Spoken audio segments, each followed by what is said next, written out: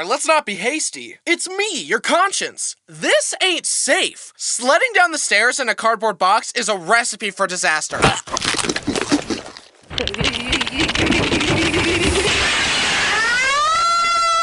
Hi, I'm Bryson, and like most of you, my essence currently resides in a corporeal form known as my body. What do you mean, most of us? Well, I didn't want to offend any ghouls, apparitions, or other ascended individuals who might be watching. The point is, I feel pain, and I can prove it. Ow. And if I've learned anything from my time here, it's that the internet was made for schadenfreude. What's schadenfreude? Well, it's kinda like... So, considering how many epic fail videos I've watched, I've decided to give back to the community by telling you all about my most painful experiences. Pay it forward, you know? Let's start with the ones that happened when I was young.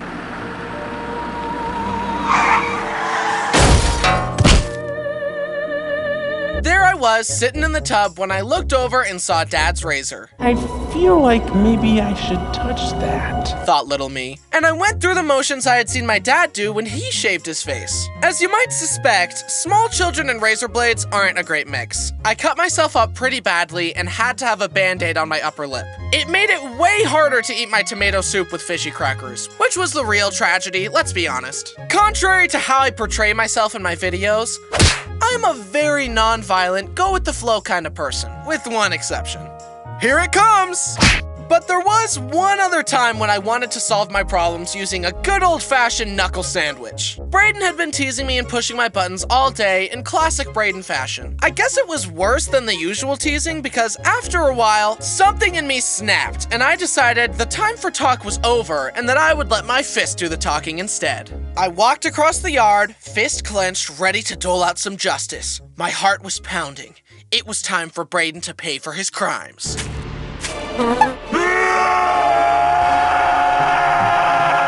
I guess God saw what I was about to do and said, "You're not that guy, pal. Trust me. You're not that guy." So, for the time being, Braden was safe from me. But, as you'll see later, that wouldn't last forever. Speaking of brotherly shenanigans, jumping on the trampoline with my brothers was always really fun. We would play Dead Man, have water balloon fights, and do flips.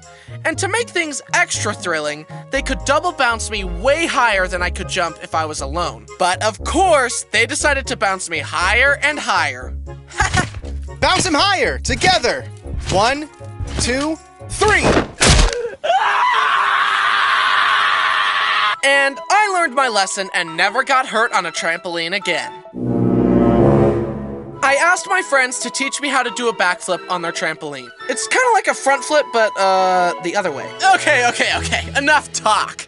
I got this. Yahoo! What is going on here?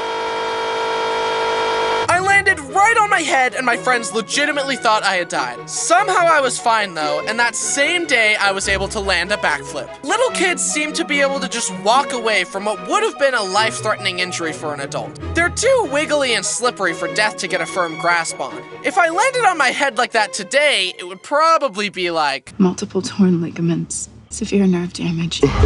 Now it's time for the worst pain I experienced as a child. We were at an indoor pool about to go home. Braden opened the door and left the building, and I was right behind him. But I stopped to look back to ensure my parents were with us. And while I looked away, the door closed on my foot and ripped my big toenail completely off. Yeah! Imagine just trying to walk out a door like a normal person and the door curses you with -10 foot armor for a year. That's right, it took a year to grow back. Now imagine trying to put socks on a toenail-less toe.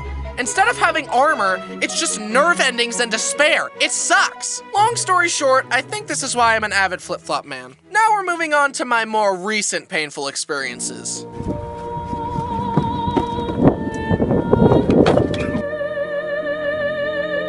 I was walking Bo to a dog park near my house. We made it to the parking lot and got a running start to jump over the divider like we always do. But I guess I wasn't locked in because my foot caught the divider and I biffed it onto the asphalt. I got up and made sure no one saw me eat it, and then realized my knee was scuffed up and bleeding. but we were already right there. Bo wanted to play with the other dogs. I wasn't gonna go all the way home without letting him play, so I just stood there watching him play while actively bleeding. Hey, are you okay? You're bleeding. Yeah, it's fine. Don't worry about it. Please stop looking at me. Can we talk about how embarrassing it is to bleed? It's so dramatic. It didn't hurt that bad. Stop crying. I don't want these strangers to know that I bleed. Blood is the body showing weakness. Now everyone knows I'm an easy target. On that note, I didn't realize how much head wounds bleed.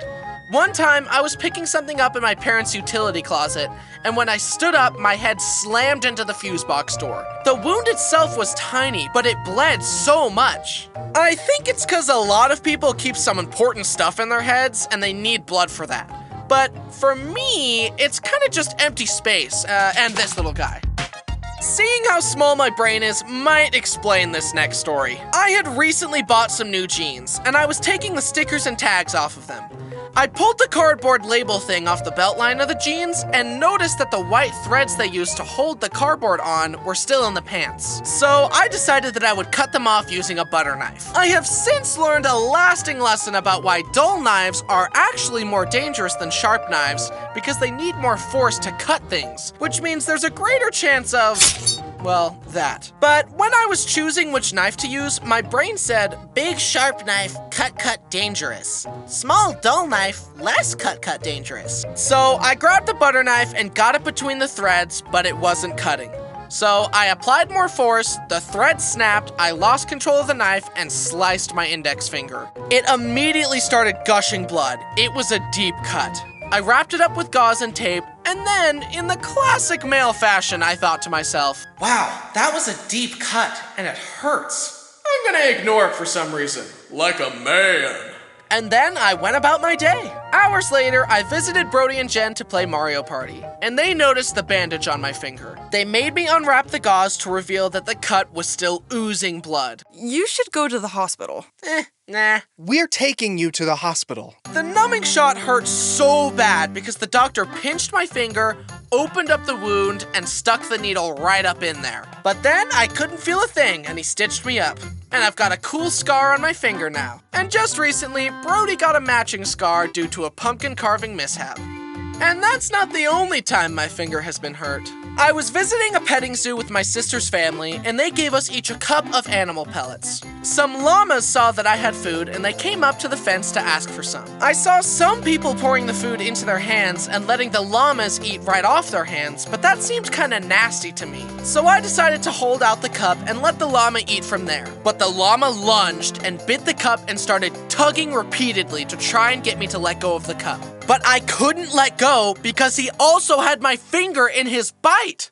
Dude, let go, I'm hungry. I can't! I eventually broke free from his grasp, but he successfully got all the food I had. Now I had no food to give to the capybaras, and he learned that he could just bite people to get what he wants. Maybe I should take notes.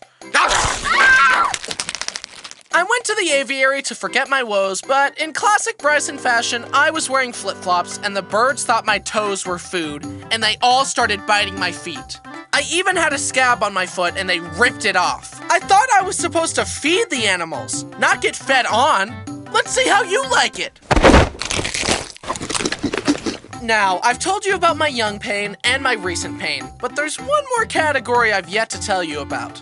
A startling amount of my pain took place on our seemingly innocent summertime family lake trips.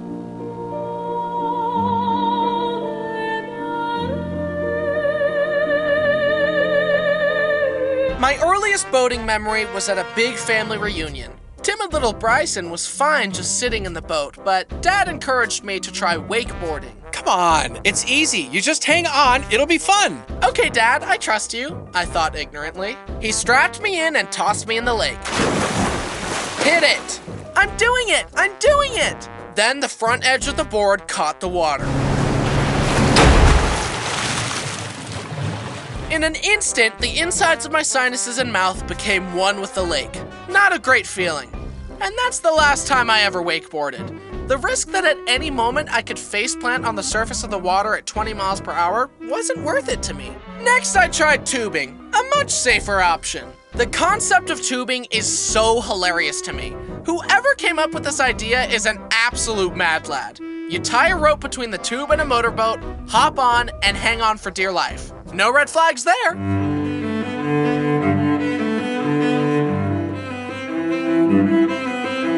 My mom, brothers, and I got on a big tube and were having the time of our lives.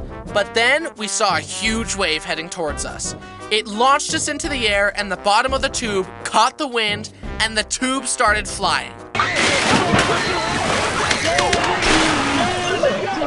My mom seriously did a cartwheel on the surface of the water. Needless to say, she has since lost her taste for tubing. I, however, was just getting started.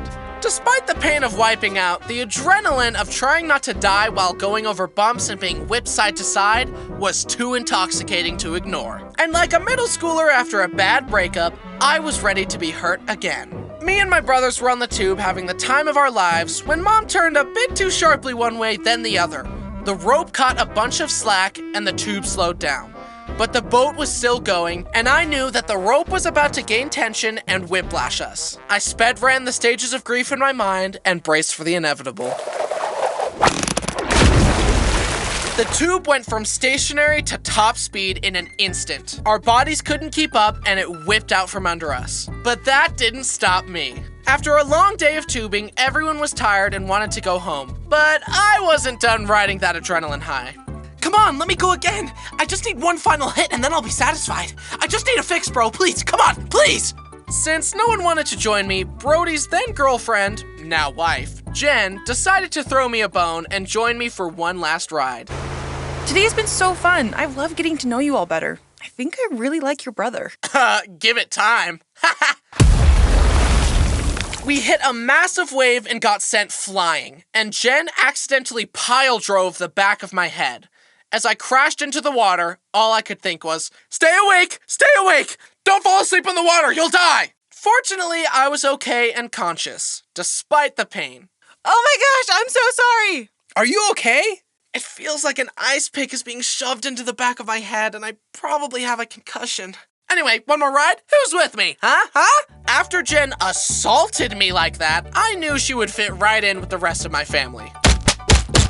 Plus, Brody watching his girlfriend land a critical hit on his annoying little brother probably helped seal the deal. Now, as we've established, Braden is a mischievous lad who loves dunking on me. I think I just have a punchable face or something because usually his crimes against me are unprovoked. He once offered to take me on a ride on a jet ski. How nice of him, I thought to myself ignorantly. He then turned as sharp as he could without warning and skipped my body across the water. And he brought that same energy to tubing with me. I would be sitting there minding my business and he would throw me off the tube. I kind of just resigned myself to it because Braden was always stronger than me. But he kept tossing me in the water every boating trip and that caused a spark to ignite inside my soul. The next boating trip we went on, me and Braden got in a tube together. Hey, sorry about always pushing you in the water. Let's call a truce. Well, sure, I said. Then, as the tube whipped out to the side, I wedged my shoulders into the corner of the seat and pushed on him with my legs. Wait, stop! I thought we had a truce! The bill comes due. This was the first time I had ever overpowered Braden. It was intoxicating. I guess not skipping leg day paid off. There, now we're even, I said as I helped him back into the boat. Okay, I believe you. Braden thought to himself ignorantly. Later, me, Dad, and Braden were on the tube and I saw a big wave coming up. And a plan formed. I braced myself, and right as we hit the bump, in the moment where Dad and Braden were weightless in the air, I kicked Dad into Braden, sending them both into the water. Me and Braden have since put the rivalry behind us and recently enjoyed a nice wake surfing trip without incident. See? It never ends. Don't worry though, I got him back. Well, I hope you all enjoyed this epic compilation of my worst pain ever. I sure didn't. But I've learned something about life in the process, and I've come to agree with this theory I heard on life. The theory is this: tragedy plus time equals comedy. And I can prove it. Trust me, kid, in a few years, this is gonna be hilarious. Just give it time. Hey, it's me, your favorite Bryson. Make sure to buy tickets for the live show. It's May 9th in the Palace of Fine Arts in San Francisco with me, Brody Animates, and Circle Tunes. It's my first time trying something like this, so I really hope I can see some of you out there and put on a great show. Thanks to my amazing team, to my family, and to you, the viewers, for watching. Getting hurt obviously sucks, but since doing YouTube, there's always a bright side. Cause when something bad happens, I can just make a funny video about it. Maybe I should get hurt more often so I can just make more videos about it. Yeah, I'm gonna do it now!